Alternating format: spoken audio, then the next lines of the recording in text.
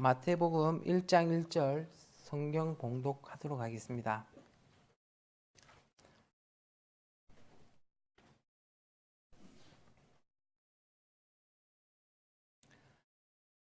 아브라함의 자손이요 다윗의 자손인 예수 그리스도의 계보는 이러하다. 목사님 소개드립니다.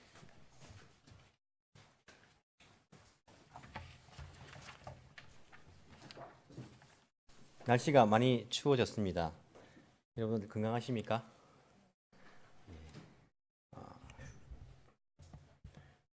따뜻하게 입고 다니시고 감기 이렇게 특별히 또 조심을 하셔야 할 겁니다. 우리 이제 그 뒤에 온풍기가 있는데 간혹 가다가 한 번씩 조금 이렇게 혼동하시는 분들이 계십니다. 여름에는 나옵니까? 예. 여름에 에어컨은 만약에 많이 추우면 온도를 어떻게 됩니까? 온도를 올려야 됩니다. 여름에 에어컨은 춥다 싶으면 온도를 올려야지 에어컨이 약해집니다.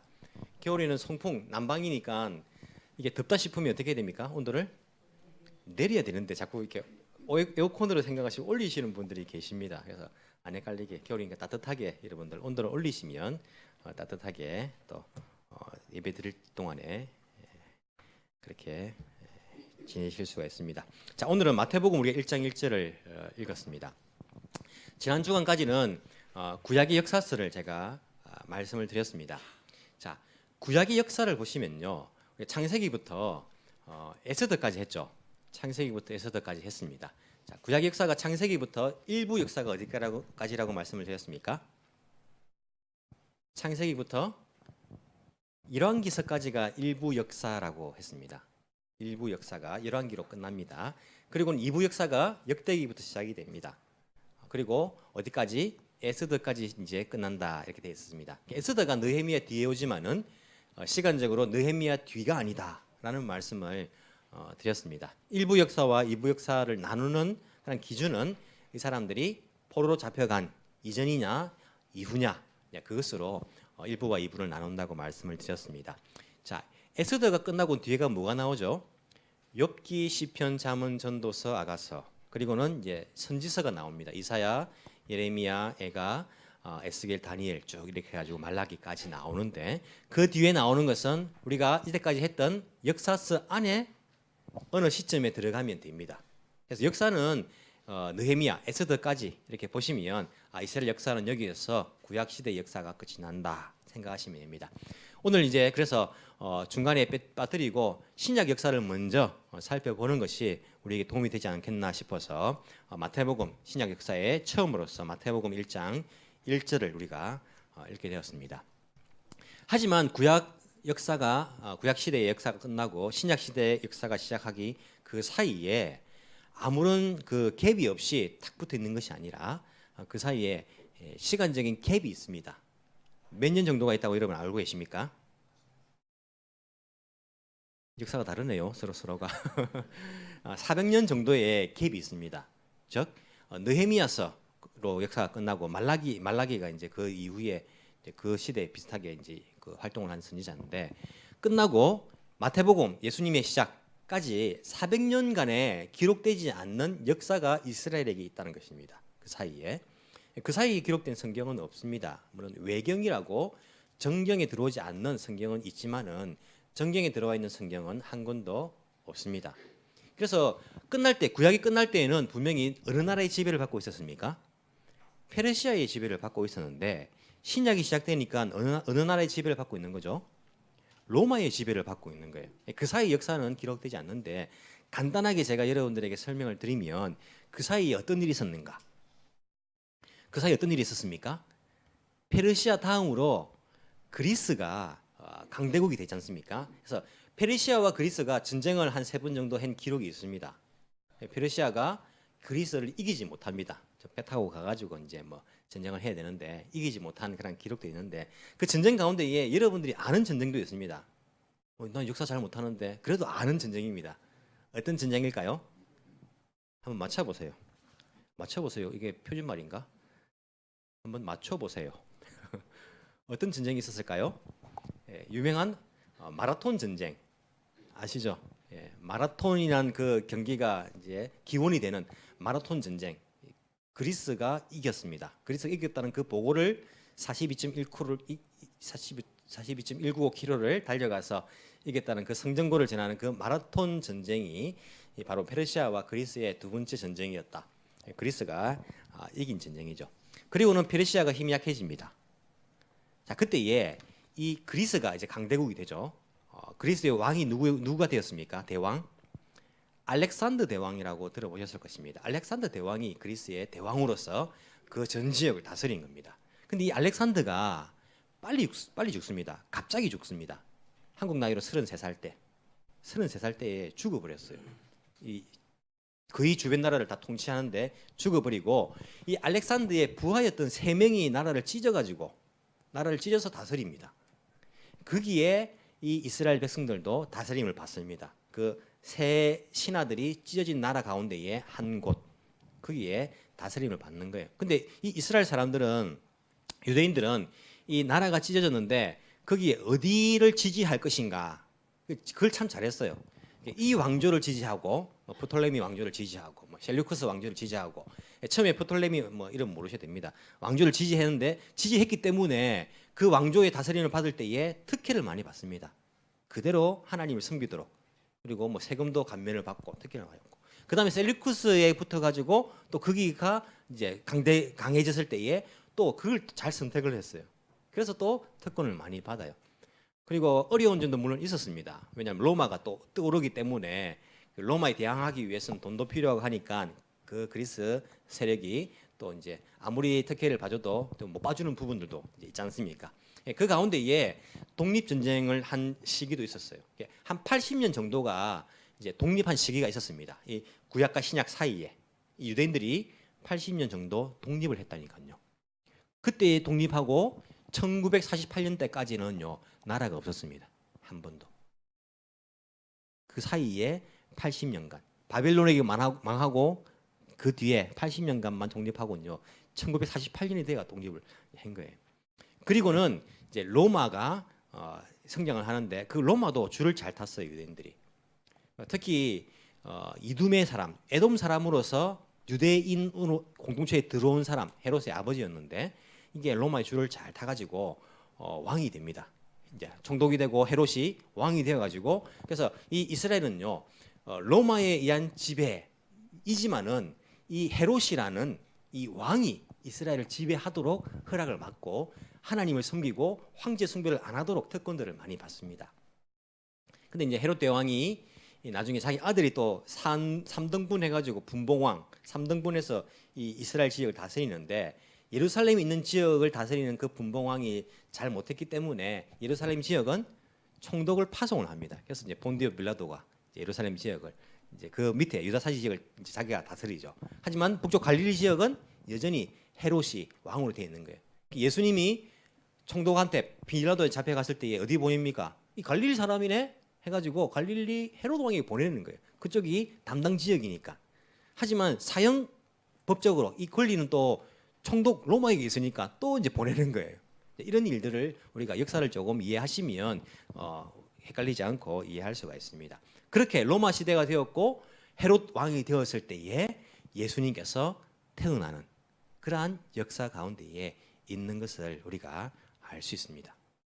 마태복음 처음 기록된 성경은 아닙니다. 복음서 가운데에 마가복음이 제일 처음 더 기록되었다라고 알려져 있습니다. 하지만 성경의 순서를 정할 때에 마태복음을 신약의 제일 처음으로 한 분명한 목적과 의미가 이런 보시면 아실 수가 있습니다. 자, 신약의 복음서가 4가지가 있는데 어떤 복음서가 있죠? 마태복음, 마가복음, 누가복음, 요한복음 이렇게 되어 있습니다. 자, 이 4명 가운데에 예수님의 직접적인 그런 제자, 12제자 가운데에 들었던 제자가 누구입니까?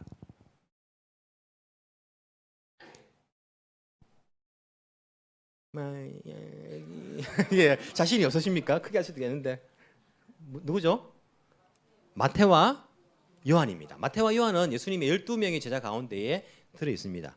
그래서 마태와 요한은 복음서를 기록할 때에 자기가 직접 보고 겪은 것을 기록을 한 거예요. 직접적으로. 자, 마가와 누가는 그럼 어떻습니까? 들은 이야기를 기록했겠죠. 그중에 마가는요, 자기가 경험한 부분도 있을 거예요. 왜냐하면 성경에 보시면 마지막 유월절 만찬한 곳이 어디입니까? 우리가 마가의 다락방으로 그렇게 사람들은 생각합니다. 마가의 다락방. 그리고 예수님께서 성천하신 이후에 성령이 임하실 때에 제자들이 모여 있었던 곳도 마가의 다락방이라 생각해요. 마가가 얼마나 많은 사람들이 거기 있었습니까?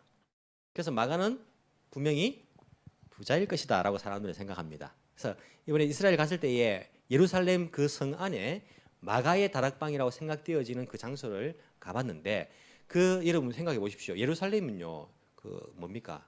그 캐피탈, 그 수도 아닙니까? 수도 안에 그게 큰 집이 있다는 것은요, 굉장히 큰 부자예요.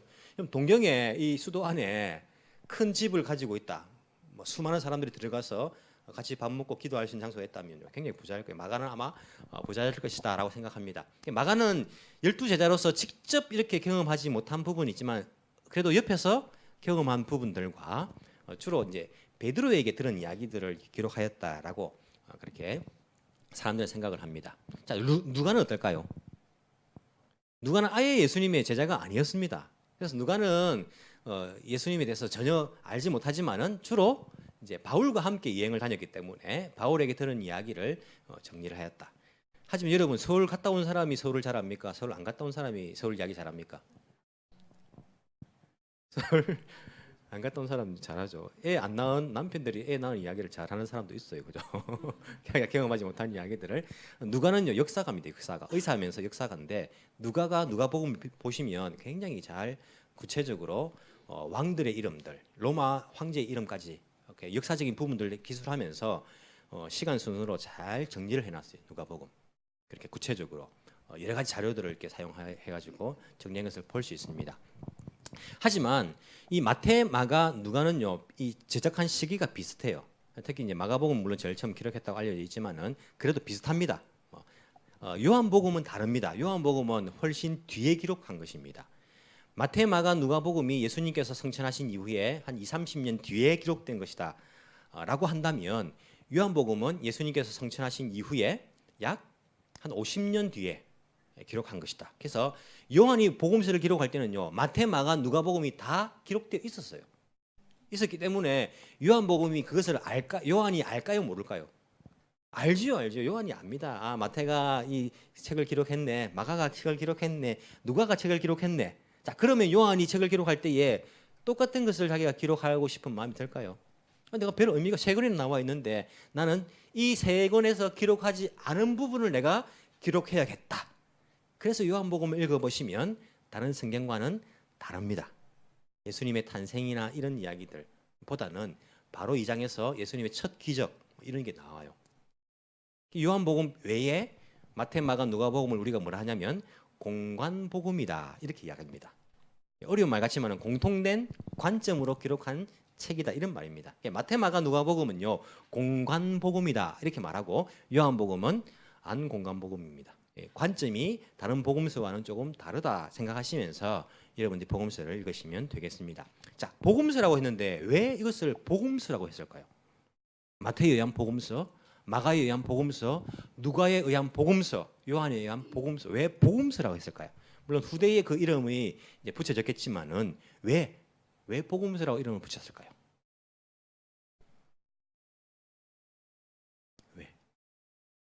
왜 복음서라고 이름을 붙였을까요? 내용이 복음이니까. 그렇지 않겠습니까? 내용이 복음이니까 우리가 제목을 붙일 때에 보통 그렇게 붙이지 않습니까? 제목은 그 내용을 대표하는 거지 않습니까? 내용이 복음을 담고 있기 때문에. 근데 읽어보면요, 어떤 내용이 나옵니까? 복음서를 읽어보면 예수님에 관한 이야기, 예수님에 관한 이야기. 예수님께서 태어나신 이야기, 예수님께서 공생애를 하신 이야기, 예수님께서 가르치신 이야기, 예수님께서 기적을 일으키신 이야기, 예수님께서 고난을 받으신 이야기, 예수님께서 십자가에 달리신 이야기, 예수님께서 부활하신 이야기. 그렇게 볼 때에 복음이 뭐라는 겁니까? 예수님에 관한 이야기가 복음이라는 것을 우리가 알 수 있습니다. 예수님에 관한 이야기가 복음입니다. 기쁜 소식이라고 이렇게 말합니다. 왜 예수님에 관한 이야기가 복음이고 기쁜 소식입니까? 하나님 나라 백성이 될 수 있는 유일한 길이기 때문에. 그래서 우리가 예수님을 복음이라 말합니다. 하나님 나라의 백성이 되기 위해서는 우리가 거룩해져야 되는데 죄 문제를 해결해야 되는데 이 내 죄 문제를 해결할 수 있는 유일한 길이 나의 죄를 대신해서 십자가에 달려 돌아가신 그 예수님이시기 때문에 그 소식이 우리에게는 복음이고 그 내용을 이 복음서에서 담고 있다는 것들을 우리가 알 수가 있습니다. 마태복음은요, 보통 유대인들을 향해서 기록한 책이다 이렇게 알려져 있습니다. 그래서 마태복음은 우리가 다른 책에서는 하나님의 나라, 뭐 하나님 나라 무엇과 같을꼬 이렇게 말하는데 마태복음은 하나님의 나라를 하지 않고 하늘나라, 뭐 한국 성경에는 천국 막 이렇게 이제 기록을 하죠. 하나님이라는 단어를 유대인들은요 안 씁니다. 구약 성경에 하나님이라는 나온 단어를 하나도 안 썼습니다. 뺏겨 쓸 때, 이게 필사를 할 때에 대신에 뭘 썼습니까? 이제 너무 어려운 이야기를 한다고 하죠. 아도나이, 주라는 말을 썼습니다. 주님, 주라는 말. 그래서 우리 성경에 구약에 나오는 주라는 말, 이브리어 성경에 슈라는 그 단어는요, 그게 하나님의 이름이 원래 기록되어 있었던 곳이다. 하지만 자기들이 혹시라도 망령되게 하나님의 이름을 쓸까봐 아예 사용하지 않았습니다. 그래서 하나님의 이름이 무엇인지를 유대인들은 잊어버렸어요. 그래서 이제 이 마태복음은요, 하나님이란 나라보다는 하늘나라, 천국이란 단어를 쓰는데 사실은 이제 그리스 헬라어 성경을 보면 이렇게 바실레이아 해가서 왕국이라는 단어를 씁니다. 왕국의 복음 이렇게 이제 이야기하는 것을 볼 수 있죠. 유대인들을 향해서 썼기 때문에 구약의 인용이 많습니다. 구약의 인용이. 생각을 보십시오. 유대인들은 구약에 대해서 잘 알고 있습니다. 하나님 약속을. 그래서 이 마태는요, 구약에 있는 그 말씀들을 인용을 하면서 이 마태복음을 기록을 하고 있어요. 자, 메시아가 어디 태어날 것인가? 미가서 5장 2절 베들레헴에서 태어날 것이다. 이걸 인용합니다. 그리고 처녀가 잉태하여 아들을 낳을 것이니 임마누엘이라 하리라. 이게 이사야서 7장 14절. 이것을 인용하는 거예요. 이것을 인용하면서 뭐랍니까? 바로 예수님이 구약에서 약속된 그 메시아이다. 이것을 마태가 유대인들에게 말하고 싶은 거예요. 그런데 유대인에게만 말하는 것이 아니라 여러분 이 마태복음을 보시면 유대인을 향해서 썼지만은 읽어가다 보시면 이방인들 모든 사람들을 위해 썼구나라고 알 수 있습니다. 왜냐하면 유대인들이 받아들이지 않으니까 그 다음 사람 잔치에 초대했는데 안 오니까 아무나. 그리고 예수님께서 마지막 마태복음 28장에 보시면 모든 민족에게 가서 복음을 전하고 내 제자가 되게 하라. 이 말씀들을 볼 때에 마태복음이 유대인을 향한 그런 복음이지만은 사실은 거기에 시작해서 모든 사람에게 다 해당하는 복음서이다라고 알 수 있어요. 마태복음 보시면요, 시간 순서가 아닙니다. 1장부터 끝장까지가. 근데 반을 툭 자르면요, 28장까지 있는데 제가 반을 자르는 걸 좋아합니다. 반을 툭 자르면 14장에서부터 28장까지는요, 시간 순서입니다. 그래서 14장부터 읽을 때는 이게 시간 순서다라고 생각하시면 읽으시면 됩니다. 예수님의 마지막 1년 조금 더 되게 세례 요한의 죽음으로부터 시작해서 오병이어의 기적, 그 다음에 시간 순서대로 마지막 1년을 기록하고 있어요. 14장부터. 그래서 마지막 1년간의 예수님의 가르침과 제자들을 향한 그런 말씀들과 베드로의 고백과 기적과 예수님의 고난과 입성과 그리고 십자가의 죽으심과 부활, 이것이 14장부터는 시간 순서입니다. 하지만 1장부터 13장까지는 시간 순서가 아닙니다. 이것은 이 마태가 어떤 목적을 두고 테마별로 배치를 해놓은 것을 알 수 있습니다. 그래서 제가 이것을 이제 읽으면서 어떤 테마로 배치를 했을까 읽어보니까 이게 예수님을 통하여서 새로운 시대가 도래하였다는 것을 말하고 싶어 했다라고 저는 이제 생각을 합니다. 보십시오. 1장과 2장을 읽어보시면요, 예수님의 탄생을 이야기합니다. 1장과 2장은 예수님의 탄생을 이야기하는데 예수님을 통하여서 새로운 하나님의 나라의 시작을 예수님의 탄생으로 이야기를 하고 있습니다. 그리고 3장과 4장을 보시면요, 3장과 4장에서는 예수님의 공생의 사역을 시작을 말씀하고 있습니다. 그 사이에 예수님의 어린 시절 이런 거 없습니다. 예수님의 탄생, 구원자로서 새로운 탄생, 하나님 나라의 새로운 시작 하시고는 예수님의 공생의 사역 시작 3장과 4장에 세례를 받으시고 시험을 받으시고 이런 이야기들을 하고 있습니다. 자, 5장부터 7장까지는요, 우리가 유명한 산상수훈입니다. 산상수훈. 산상수훈은 예수님의 공생의 사역 시작하시고 바로 하신 게 아닙니다. 이 산상수훈은요 6월절이 2번 지나고 예수님께서 하신 것으로 이제 알려진 조금 뒤에 갈릴리 사역 가운데 이제 하신 것인데 이 마태가 일부러 앞에 배치를 해놨습니다. 왜냐하면 예수님의 사역을 통해서 새로운 율법의 해석, 산상수훈 아닙니까? 이 산상수훈을 잘 읽어보십시오. 모세의 율법의 새로운 해석 아니면 모세 율법의 원래적인 그런 의미를 해석, 이게 산상수훈의 내용입니다. 하나님 나라 백성이 모세를 통하여서 이스라엘 백성들에게 율법, 법이 주어졌는데 그 법이 예수님을 통하여서 원래의 의미로 해석되고 있는 것을 산상수훈을 통해서 볼 수 있습니다.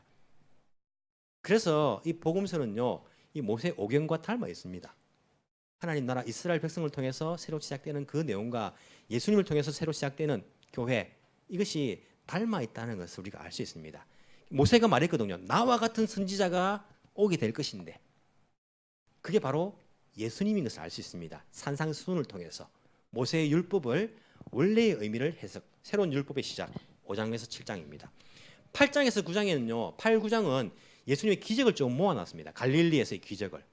시간 순서 아닙니다. 기적을 딱 모아놨어요. 그러면서 예수님의 그러한 가르침은, 율법 가르침은요. 말만의 율법이 아니라, 말만의 가르침이 아니라 실제적인 삶 속에서 우리의 삶을 고쳐주고 삶을 변화시켜주는 그러한 가르침이라는 것을 알 수 있습니다. 그래서 기적을 그 가르침 뒤에 붙여놓은 것을 알 수 있어요. 실제적인 열매를 보여주는 것이죠. 예수님의 가르침이.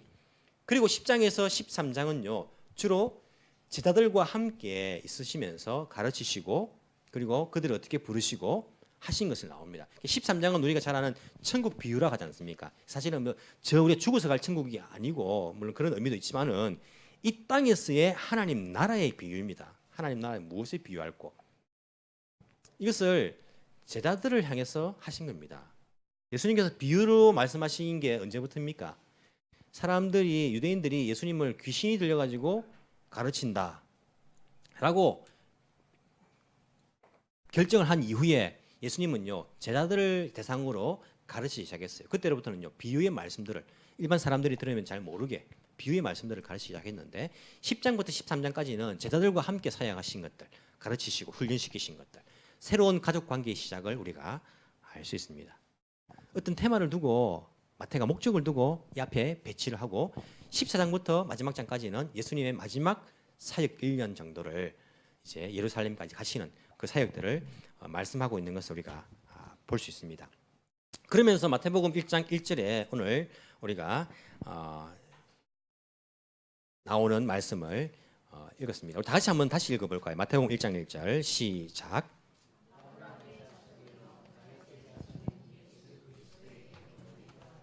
예, 아브라함의 자손이요 다윗의 자손인 예수 그리스도의 계보는 이러하다라고 되어 있는데 이걸 제가 헬라어 성경 신약은 헬라어로 되어 있으니까 헬라어 성경을 찾아봤습니다. 자 이렇게 되어 있습니다. 헬라어로 읽으면 이렇게 되어 있습니다. 비블로스 게네세오스 예수 크리스투 휘우 다윗 휘우 아브라함. 제가 잘난 척하려고 읽은 게 아닙니다. 제가 이거 한글로 적어가지고 읽은 거니까 잘난 척하려고 읽은 게 아니라 이 헬라어 성경을 읽어보면 마태복음이 왜 제일 앞에 놓여 있는가를 우리 좀 알 수 있습니다. 자, 제일 처음 나오는 것이 아브라함의 자손이요가 아니라 비블로스 게네세오스입니다. 자, 비블로스가 뭐냐면 비블로스는 책이란 말입니다. 책. 이 책들을 다 비블로스. 어떤 특정한 책 한 권을요 말할 때의 명사는 비블로스가 아니고 비블리온이랍니다. 비블리온.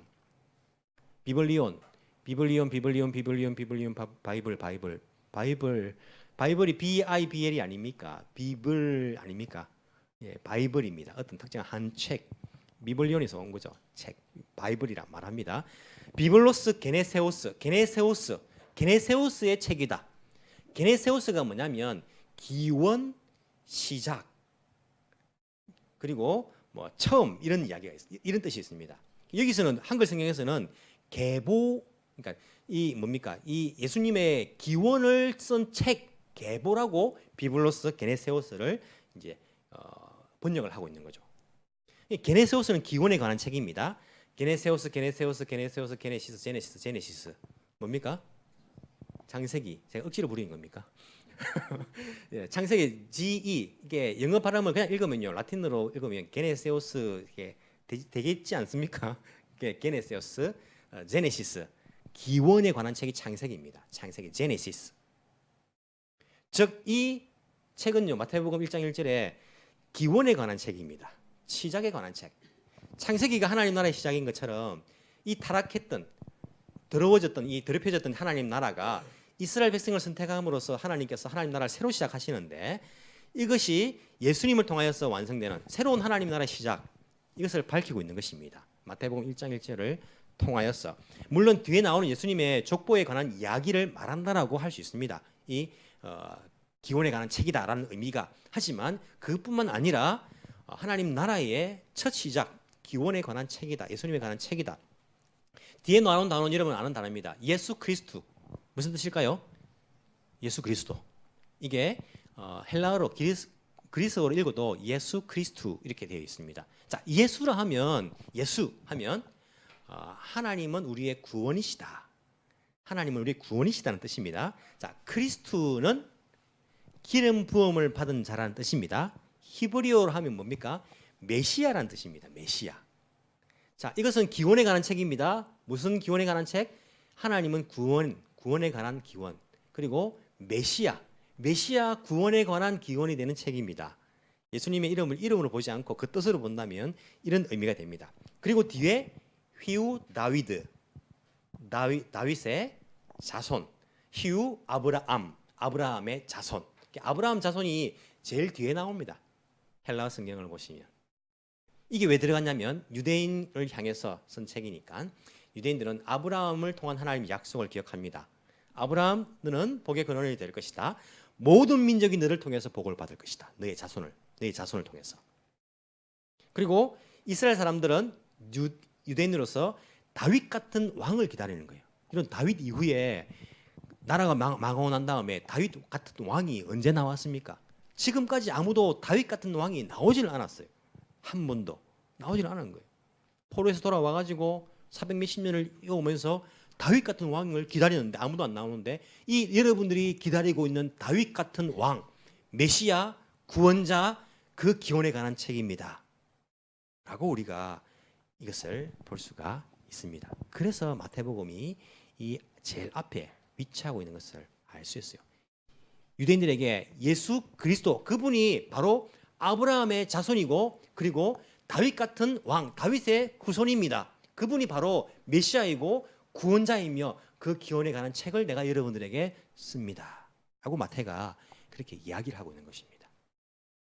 그렇게 이야기하는데 이 유대인들이 어떻습니까? 예수님을 믿습니까? 안 믿습니까? 믿지 않습니다. 마태가요 60번 이상이나 여기서 구약을 인용해요. 여러분들 구약 성경 이 말씀 아시죠? 이 말씀을 바로 성취하신 분이 예수님이십니다. 계속 반복적으로 말합니다. 왜냐하면 유대인들은 구약을 잘 알고 있기 때문에. 그래서 구약을 인용하면서 이분이 바로 예수님입니다. 구약의 약속을 이루신 분이 바로 예수님이십니다. 바로 이분이 바로 예수님이십니다. 계속 소개하지만은요, 바리새인들은, 사두개인들은 예수님을 받아들입니까? 받아들이지 않습니까? 받아들이지 않습니다. 예수님을 메시아로 인정하지 않습니다. 오히려 귀신이 들렸다. 귀신이 들려가지고 귀신의 힘으로 귀신을 쫓아낸다. 자기들도 생각해도 말도 안 되는 말을 하죠. 귀신이 들려가 귀신을 쫓아낸다. 말이 들어도 말이 안 되지 않습니까? 그런 결론을 내렸습니다. 바리새인들은요, 율법 학자들입니다.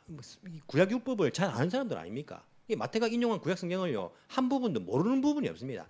다 압니다. 이 말씀을 이루신 분이, 성취하신 분이 예수님이십니다라고 말하는데도 그들은 받아들이지 않은 거예요. 사두개인들도 마찬가지 아닙니까? 제사장을 하고 대제사장을 하고 있는 것이 사두개인들.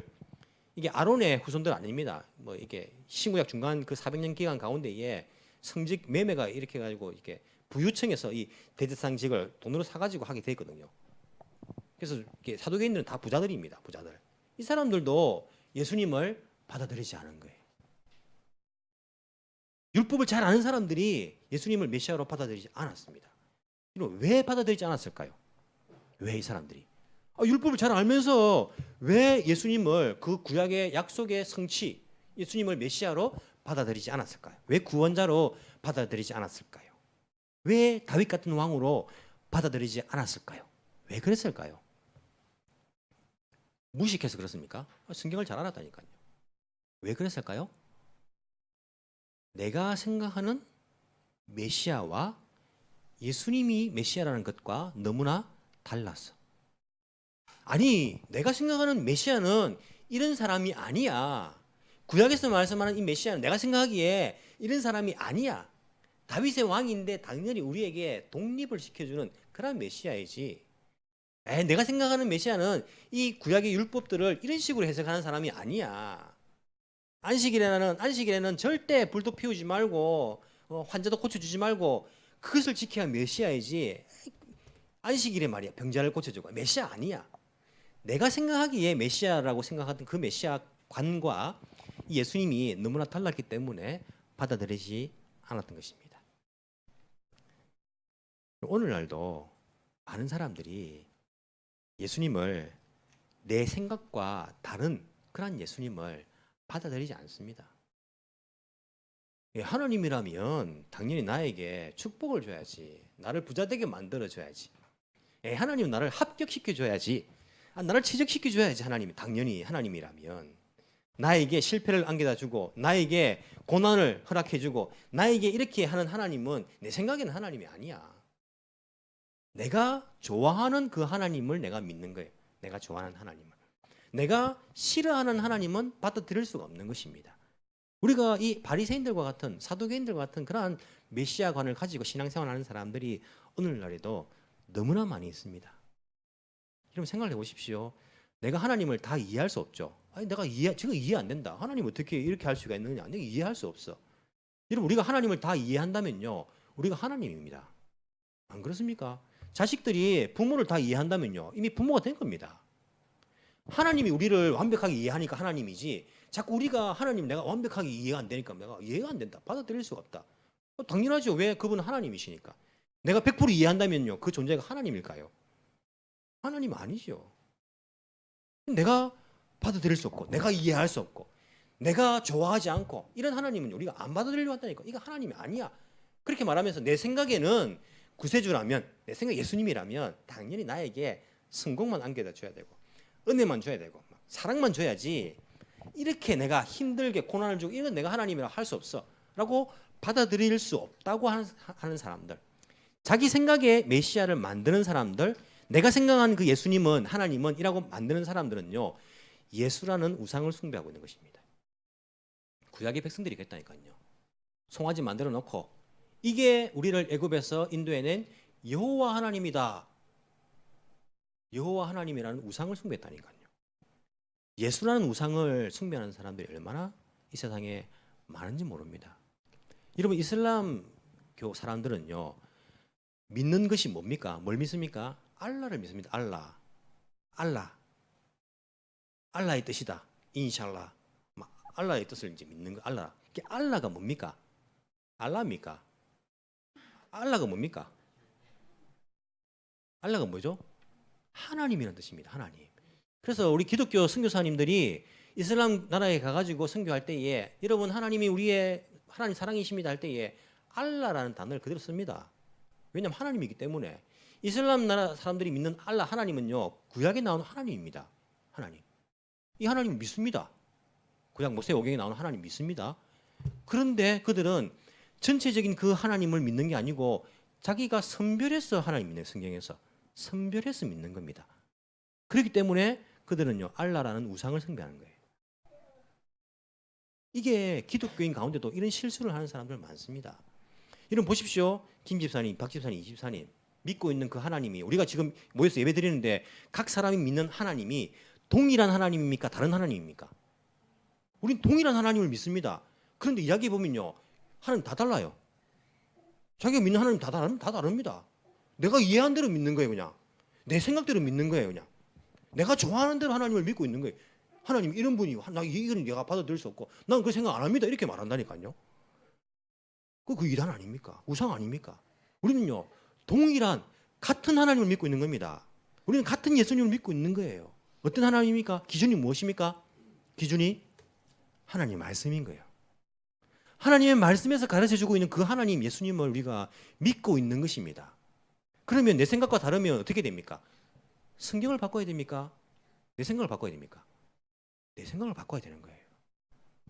나는 이해할 수 없습니다. 나는 이거 받아들일 수 없습니다. 신앙이 이런 거라면 나는 이거 할 수 없습니다. 내가 바뀌었나니까요. 자꾸 내가 하나님을 바꾸려고 하면 안 됩니다. 그럼 자기가 하나님이지 그게 무슨 하나님입니까? 우리 신앙이란 것은요. 내가 이해할 수 없어도 내 생각과 달라도 내가 좋아하지 않아도 이 기준이 되는 성경에서 말씀하시는 그 하나님, 그 예수님 그것을 나에게 가르쳐 준다면 도저히 이해할 수 없고 도저히 받아들이기 힘들고 도저히 내가 싫어하지만은 내가 알겠습니다. 순종하겠습니다. 이렇게 받아들이는 것이 바로 신앙이고 믿음의 길인 것을 알 수 있습니다. 그렇지 않으면 우리도 바리새인과 같은 사두개인과 같은 그러한 실수를 범하고 있는 것이다 라고 생각이 됩니다. 사사시대가 다 그때에는 왕이 없으므로 사람이 자기 소견에 옳은 대로 행동하였더라. 이것이 바로 하나님을 그렇게 자기 마음대로 생각했다는 거예요. 자기 마음대로. 여러분 우리의 기준은요. 옆 사람이 아닙니다. 다른 교회 아닙니다. 우리 기준은요. 하나님의 말씀입니다. 하나님께서 하신 그 말씀 이것이 기준입니다. 우리가 믿는 그 하나님께서 가르쳐 주신 것 이것이 우리의 기준입니다. 그것이 그렇다고 말하면 우리가 100% 순종하는 것, 내 뜻과 달라도 내가 받아들이기 힘들어도 이해할 수 없어도 내가 이렇게 하기 싫어도 받아들이는 것 이것이 바로 믿음의 길이요. 이것이 바로 우리가 올바른 신앙의 길을 가고 있다라고 말할 수 있는 것입니다. 세상을 바라보십시오. 사람들은요 다 자기가 옳다라고 말합니다. 정치인 가운데에 내가 틀렸습니다. 말하는 사람은요 제가 본 적이 없습니다. 다 자기가 옳대요. 이것이 옳다라고 말하는 거예요. 국민들이요 막 헷갈립니다. 헷갈려. 다 옳다고 말하니까. 이런 사업하시는 분 보십시오. 다 자기가 옳다고 말합니다. 아니 동네 가다가 만나는 할아버지 한 만나 보십시오. 자기가 옳다라고 말해요. 이야기해 보시면 내 생각이 옳다는 말이에요. 심지어 나 자신도 그렇게 생각하고 있어요. 내 생각이 제일 옳다라고 생각하고 있어요. 내가 맞다라고 생각했어요. 그 생각이 없다면 우리는 부부싸움 안 합니다. 다 내가 옳다. 내가 이 생각하는 것이 최고 좋은 생각이다라고 생각하고 있는 거예요. 이 세상이요. 지금 그런 세상입니다. 다 자기가 최고라고 생각하고 자기가 옳다라고 말하는 자기가 진리라고 생각하는 세상 속에서 우리는요. 하나님 말씀 앞에 살아야 됩니다.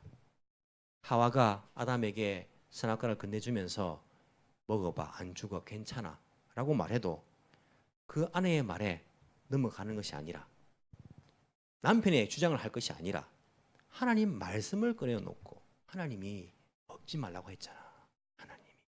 그럼 그 말씀에 모두가 다 순종할 수 있는 것 이것이 바로 하나님께서 자기 백성들에게 원하시는 것이다 라고 생각하시면서 우리는 말씀에서 가르치시는 그 하나님, 그 예수님 그 가르침 따라 순종하며 살아갈 수 있는 하나님의 백성들이 다 되기를 간절히 소망합니다. 기도드리겠습니다. 사랑이 많으신 하나님 아버지 감사합니다. 우리가 부족한 인간인들입니다. 죄 많은 그런 인생들입니다. 하지만 우리 하나님께서는 저희들을 사랑해 주시고 우리를 위해서 예수님을 이 땅에 보내주신 것 너무나 감사를 드립니다. 쉽게 보이지만은 참 힘든 결단이었습니다. 자기 아들을 하나님 자신을 우리에게 십자가에 죽기까지 그렇게 보낸다는 것. 그 어려운 결정을 우리를 사랑하셨기 때문에 하셨고 예수님을 통하여서 구원의 길을 열어주신 것 너무나 감사를 드립니다. 사실은 우리가 구원받을 수 있는 길이 아무것도 없었는데 그 예수님 희생을 통하여서 그 유일한 구원의 길을 열어주신 것 너무나 감사를 드립니다. 그럼에도 불구하고 많은 사람들이 각자 자신의 길을 걷고 있습니다. 그 구원의 길, 축복의 길을 걷는 것이 아니라 내 생각에 옳은 대로 그 길을 걷고 있는 것을 우리가 많이 보고 있습니다. 주님, 저희들 내 생각 내려놓고 내 가치관 내려놓고 내가 좋아하고 싫어하는 건 내려놓고 온전히 하나님의 말씀 앞에 순종하며 그 말씀으로 우리의 삶을 채워나갈 수 있도록 주여 도와주옵시기를 간절히 소망합니다. 우리의 육신도 완벽한 건 아닙니다. 약해지고 병에 걸리고 결국에는 썩어집니다. 이와 같이 우리의 지성도 완벽하지 않으며 우리 감정도 완벽하지 않고 우리 양심도 완벽하지 않습니다. 내가 완벽하지 않다는 것 인정하고 날마다 하나님께서는 어떻게 가르치시는가 말씀을 가까이 하며 기도로 하나님 뜻을 물으며 또한 우리의 의지를 사용해서 실천할 수 있는 그런 은혜를 우리에게 허락하여 주시기를 간절히 소망합니다. 바리새인들의 그 실수를 우리가 다시 범하지 않도록 도와주시고 21세기에 제2의 바리새인이 되지 않도록 우리 주님께서 저희들을 붙들어 주옵시기를 간절히 소망합니다.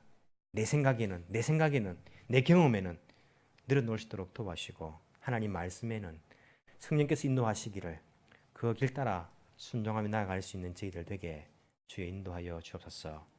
때로는 고난의 길이요 때로는 내가 걷기 힘든 그러한 길이라 할지라도 주님 뜻이라면 순종할 수 있는 그런 마음을 우리에게 허락하여 주옵소서.